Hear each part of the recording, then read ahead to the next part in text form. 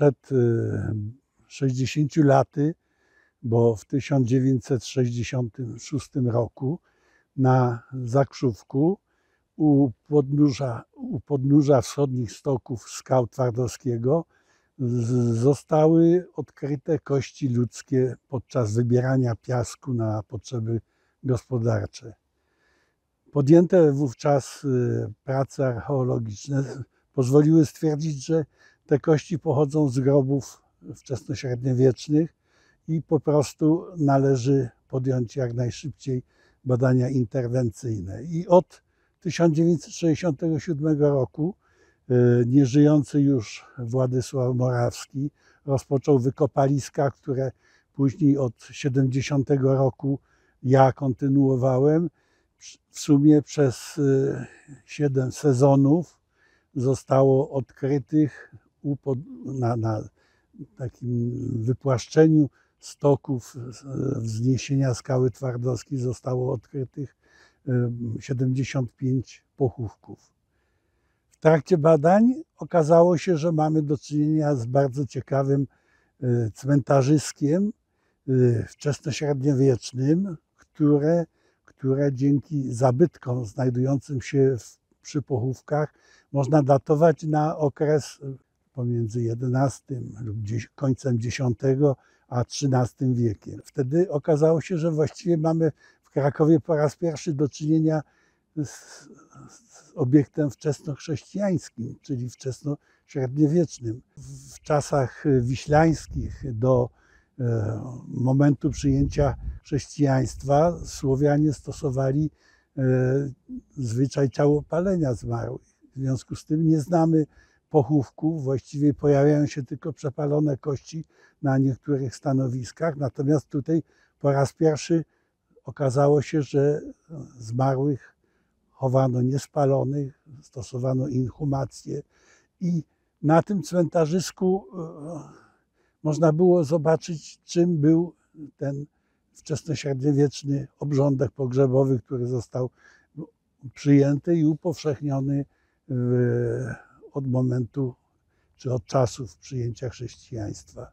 Ta nekropola, którą odkryliśmy i badaliśmy przez szereg lat, okazało się, że jest nekropolą, z której korzystała niewielka grupa ludzi, bo tych 75 grobów odkrytych plus co najmniej 20-30, które znajdują się pod dzisiejszą ulicą Wyłom, mogą wskazywać, że korzystali z tej nekropolii ludzie, którzy mieszkali w najbliższym sąsiedztwie i przypuszczalnie ta grupa, ta osada, którą zamieszkiwali, mogła liczyć nie więcej niż 2-3 rodziny. Dość dokładne datowanie nekropolii było możliwe dzięki temu, że w grobach na tak zwanym wyposażeniu zmarłych znajdowały się monety srebrne. Wśród nich było w 6 przypadkach były to tak zwane denary krzyżowe pochodzące z przełomu X i XI wieku, a najmłodsza moneta, która została odkryta, pochodziła z lat 30. XIII stulecia. I właściwie można powiedzieć, że to są ramy wyznaczone dzięki numizmatom. W 60% grobów znajdowały się inne elementy wyposażenia zmarłych, wskazujące na to, że w tej grupie był ktoś bardzo liczący się, bo został pochowany w centralnej części cmentarzyska i ludzie, którzy zostali złożeni do ziemi bez jakiegokolwiek wyposażenia, bez stroju, bez ozdób, które by się zachowały do naszych czasów. Wydaje mi się, że warto zwrócić uwagę na fakt, że w poszczególnych grobach można było dopatrzyć się śladów trumny albo skrzyni, w której ci zmarli byli składani. Zazwyczaj groby były dosyć głęboko wkopane, bo na około 70-80 centymetrów i w tych głębszych pochówkach zachowały się dość dobrze ślady dość dobrze przede wszystkim kości ludzkie, ale też i ślady po wyposażeniu, jakie zostało złożone zmarłemu. W jednym grobie, który był w części centralnej, zostały złożone szczątki młodej dziewczyny, której na drogę wraz ze strojem złożono 6 tak zwanych srebrnych kablączków szkroniowych. Złożony został naszyjnik ze szkła, karneolu i kryształu górskiego.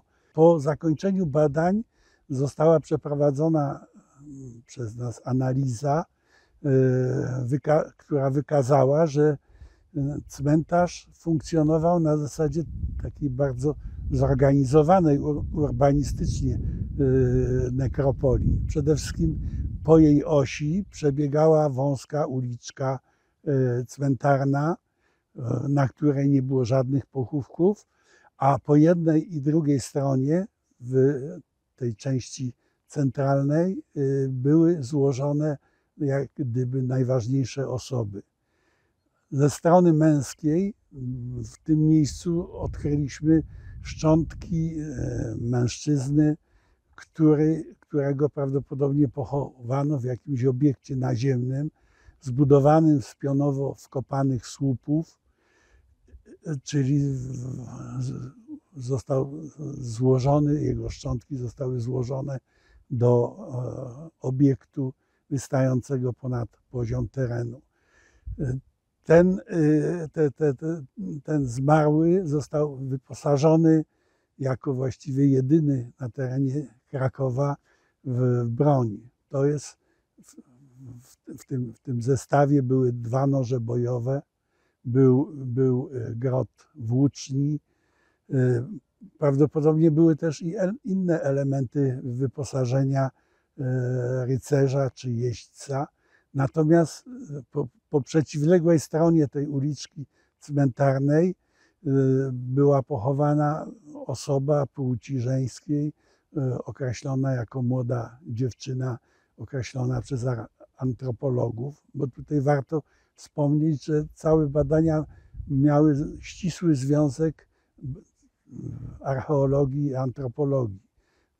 W terenie, a później po zakończeniu prac terenowych do współpracy zostali zaproszeni antropolodzy, którzy przebadali wszystkie lepiej i gorzej zachowane szczątki ludzkie i którzy mogli ustalić nie tylko wiek i płeć zmarłych, ale także zaobserwować różnego rodzaju zdarzenia, które poprzedzały śmierć poszczególnych osobników.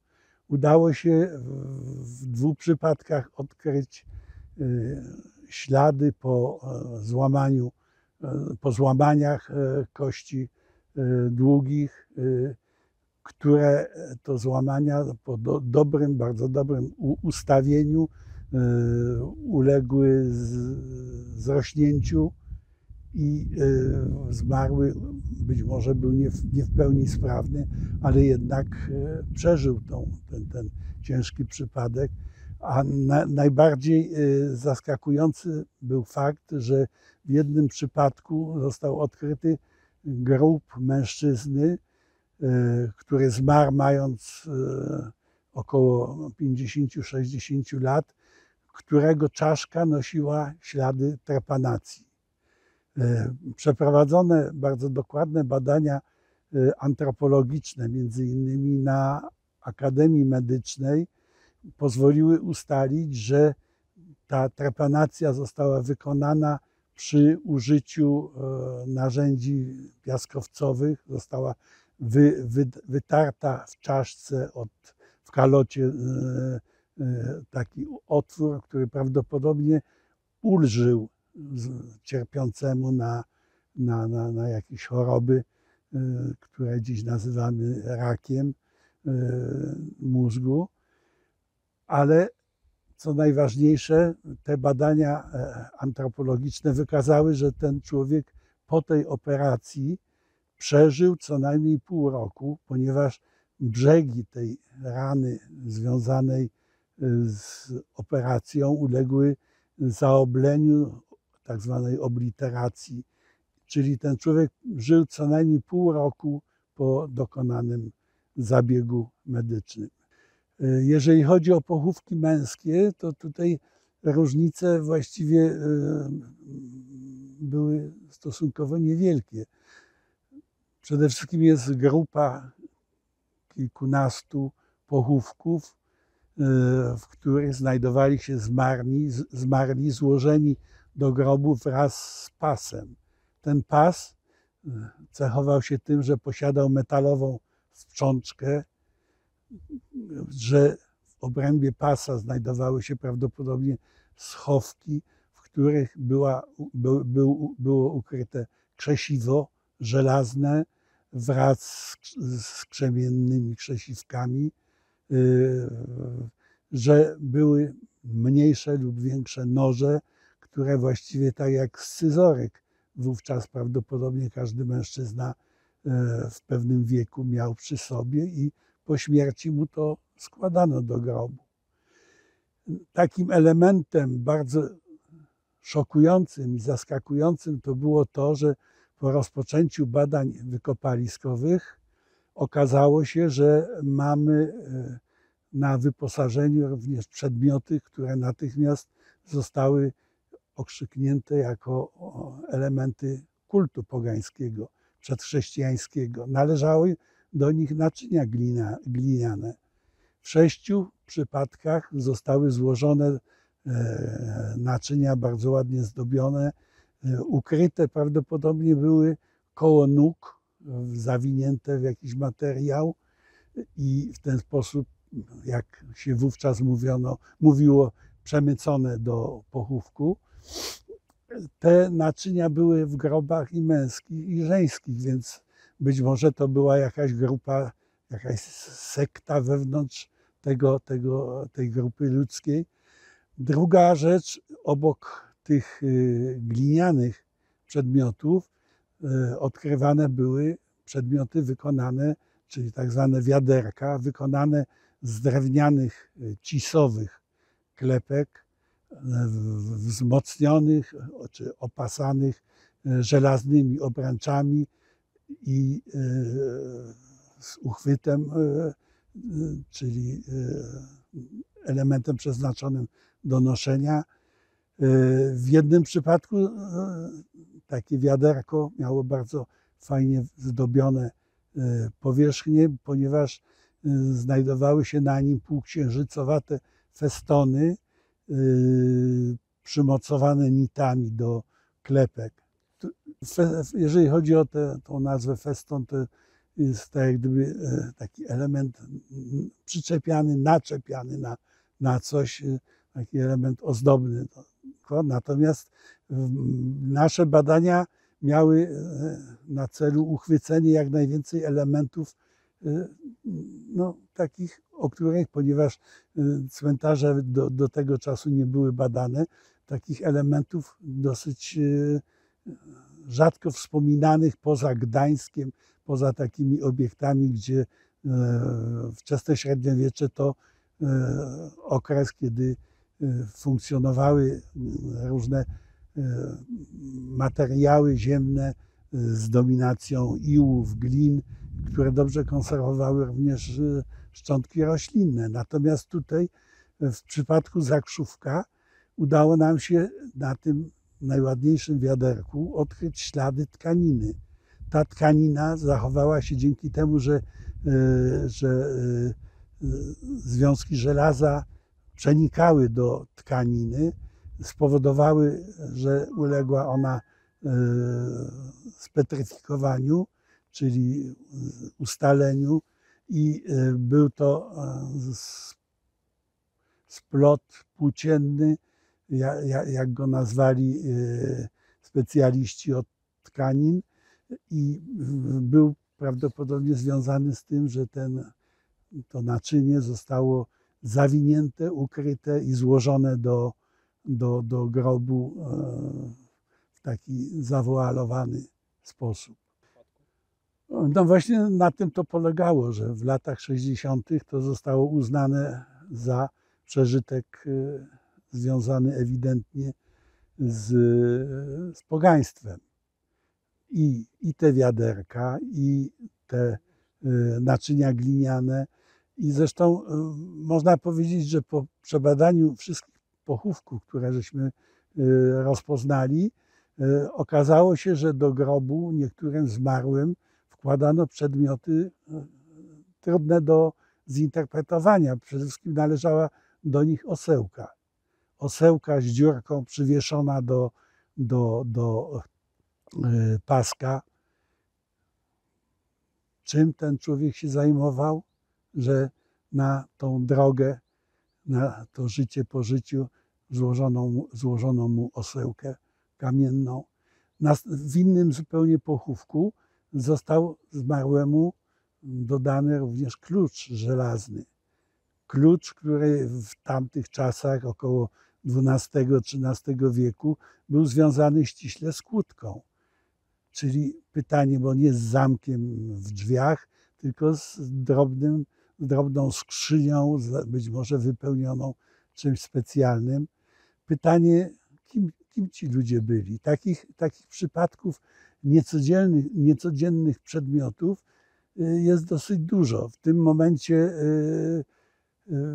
byśmy się spodziewali na przykład obecności elementów chrześcijańskich w postaci krzyży, medalików, czy niestety nie było takich. We wczesnym średniowieczu, po przyjęciu chrześcijaństwa, można powiedzieć, że pojawiają się dwa typy nekropolii. Jedna to są te nekropole przykościelne, powszechnie znane, na przykład w kościele świętego Wojciecha na Wawelu i tak dalej. To warunkiem pierwszym to jest obecność świątyni, czyli obiektu sakralnego, i przy tej okazji byli grzebani ludzie najpierw na zewnątrz murów świątyni, a później także wewnątrz świątyni. Natomiast tu na Zakrzówku mamy do czynienia z cmentarzem, na którym nie ma żadnych śladów po świątyniach, po obiektach sakralnych, i to trzeba pamiętać, że może 70% obiektów z tamtych czasów, z wczesnego średniowiecza, między XI a XIV wiekiem, to były budowle drewniane. Natomiast obserwując dokładniej plan nekropolii, okazuje się, że w tej centralnej części, w sąsiedztwie tych najcenniejszych czy najważniejszych obiektów, znajduje się niewielki placyk. I ten placyk był prawdopodobnie miejscem, gdzie odbywały się uroczystości czy jakieś sprawy związane z pożegnaniem zmarłego. To na każdym planiku tego cmentarzyska jest widoczne, czytelne, i jest taka sprawa, że jest bardzo mało przypadków na Zakrzówku przecinania się jam grobowych, czyli przez te 200 lat, kiedy tutaj byli grzebani zmarli, ci żyjący pamiętali, gdzie i w jaki sposób został pochowany wcześniej, poprzedni. Czyli była jakaś ciągłość. No i między innymi szukaliśmy śladów po krzyżach czy jakichś innych oznaczeniach na powierzchni. Poza tym faktem, że się te groby nie przecinały, to właściwie można powiedzieć, że wiemy nawet, w jakiej kolejności byli składani kolejni zmarli. W jaki sposób się od tej głównej alejki cmentarnej rozwijała nekropola w kierunku południowym, w kierunku północnym. Kwestie związane z pogaństwem i chrześcijaństwem są dosyć trudne do rozważań, przede wszystkim z tego względu, że nie znamy nekropolii pogańskich, czyli tych pochodzących sprzed przyjęcia chrześcijaństwa. W związku z tym cokolwiek powiemy, to będzie niczym wobec rzeczywistości. A rzeczywistość jest taka, że garnki i wiadra, które były wkładane do grobów, mogły mieć zupełnie inne znaczenie niż te nieliczne pochówki z czasów wiślańskich, kiedy to szczątki zmarłego były wkładane do garnka, zakopywane czy ustawiane na wzniesieniach, na pagórkach. Po prostu na temat czasów pogańskich, wiślańskich nie wiemy nic. Natomiast nie było zwyczaju wkładania zmarłym broni. Nie było zwyczaju, to znaczy, że nie uważano tego za rzecz najważniejszą. W Krakowie, gdzie było tylu rycerzy, w końcu przez kilkaset lat to była siedziba królewska, książęca, licznych rodów i tak dalej, a poza tymi grobami w kościołach, w świątyniach, to właściwie zmarłym nawet na Wawelu nie dawano pełnego wyposażenia, jeżeli chodzi o broń. Ja myślę, że warto jeszcze wspomnieć o tym, że ten punkt, na którym we wczesnym średniowieczu został zlokalizowany cmentarz wczesnochrześcijański, był wykorzystywany wielokrotnie przez inne grupy ludności. Przede wszystkim w trakcie badań odkrywaliśmy drobne ślady przepalonych kości ludzkich, które być może należałoby identyfikować z pochówkami z czasów pogańskich, z czasów wiślańskich, ale ponieważ są to drobne szczątki, tego w żaden sposób nie można było poddać jakimkolwiek analizom chronologicznym, więc to pozostaje taki, że tak powiem, element być może do rozwiązania kiedyś, ale przed wczesnym średniowieczem to samo miejsce z nieznanych nam bliżej powodów było wykorzystywane przez ludzi związanych z okresem wpływów rzymskich, z okresem pogańskim. I tam odkryliśmy kilka przedmiotów, które zazwyczaj znajdują się w grobach z okresu wpływów rzymskich, czyli ostroga żelazna, czyli dość dużej ilości drobnej ceramiki rzymskiej i niewykluczone, że tam się pojawiło wcześniej cmentarzysko związane z okresem wpływów rzymskich. A jeżeli patrząc wstecz, to mamy dość liczne, bardzo liczne zresztą, fragmenty ceramiki kultury łużyckiej, czyli tej kultury, którą niektórzy chcieliby nazywać czy określać wczesnosłowiańską. Mamy ślady neolitu, czyli młodszej epoki kamienia. Mamy również zabytki związane ze starszą epoką kamienia, co zresztą było oczkiem w głowie kolegi, który rozpoczynał badania wykopaliskowe na Zakrzówku. Także jest to miejsce takie dosyć zagadkowe. Dlaczego w to miejsce ludzie tak chętnie przychodzili i wykorzystywali? W innym filmie ktoś wspominał, że na Dębnikach tutaj, czyli w sąsiedztwie Zakrzówka, a może na Zakrzówku, znajdował się kopiec babki Krakusa. Niewykluczone, że to właśnie było tutaj, na szczycie tego wzgórza Skał Twardowskiego. Zresztą w identyczny sposób, gdyby to rzeczywiście było tutaj, to ten kopiec został całkowicie zniszczony, natomiast zostałby całkowicie zniszczony przez kamieniołom, natomiast w identycznych warunkach, w identycznym sąsiedztwie jest kopiec Krakusa, gdzie tuż obok, 30 metrów od kopca, znajduje się wybierzysko kolejnego kamieniołomu, z którego eksploatowali kamień na potrzeby budowy różnych obiektów architektonicznych na terenie Kazimierza Podkrakowskiego. Do takich pytań, które sobie zadajemy od samego od 60 lat, czyli od samego początku badań na Zakrzówku. To jest pytanie o tą osobę, czy te osoby, które były pochowane w tych grobach zaopatrzonych w dodatkowe elementy nadziemnych konstrukcji drewnianych. Osoba, którą wyposażono w noże bojowe i grot włóczni, no niewątpliwie należała do sfery rycerskiej, do przywódców rządzących prawdopodobnie terenami na prawym brzegu Wisły. Nie wiemy też, gdzie oni mieszkali. Dzisiaj i zawsze zresztą od lat 70. patrzymy tutaj na otoczenie Ronda Grunwaldzkiego, ulicę Marii Konopnickiej, bo tam zostało odkryte przy budowie mostu grunwaldzkiego została odkryta osada wczesnośredniowieczna, która swoją chronologią częściowo pokrywa się z datowaniem cmentarzyska na Zakrzówku. Jest to bardzo bogata osada i użytkownicy tamtej osady mogli bardzo chętnie korzystać z tych terenów tradycyjnie być może uważanych za związane z nimi.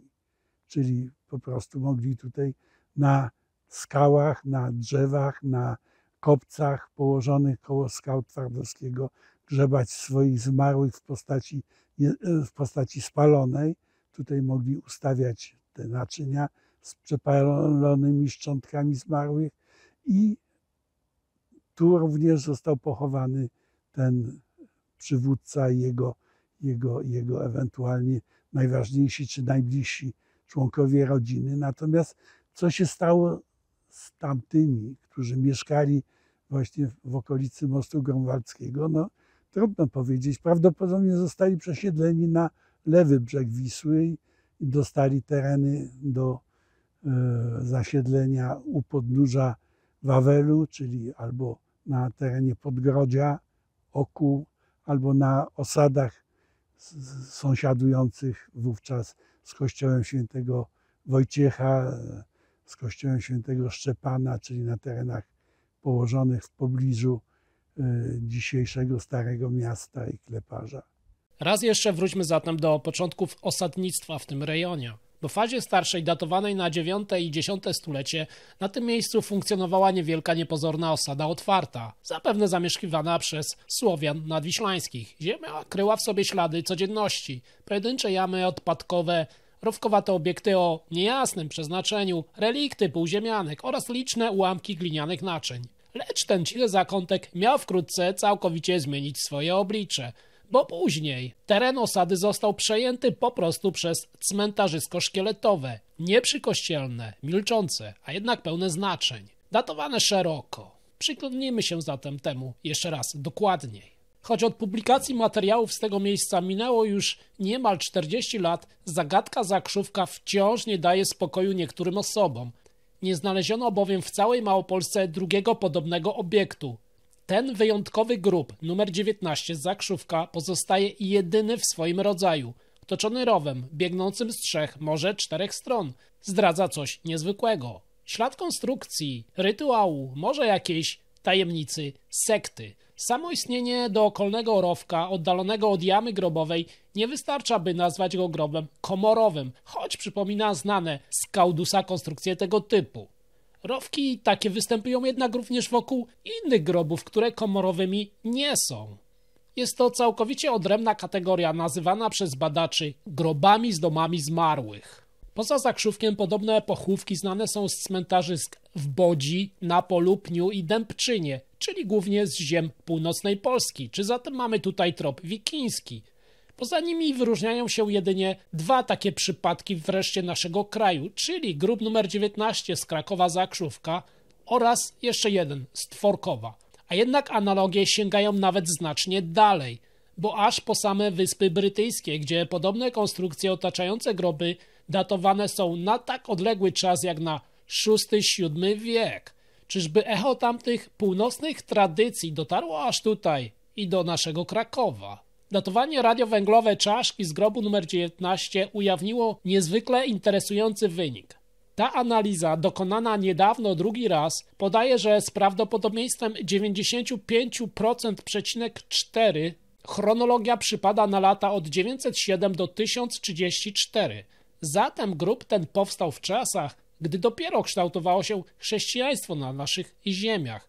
Co więcej, jego rowek przecinał jamę starszego grobu o numerze 26, czyli znaczy to, że nekropolia istniała wcześniej niż sądzono do tej pory.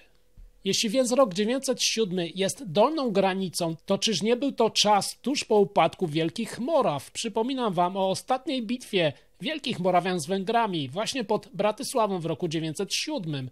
Czy zatem spoczął tutaj Morawianin, uchodźca z pogranicza, który uciekł przed eksterminacją swojego ludu z ręki Węgrów?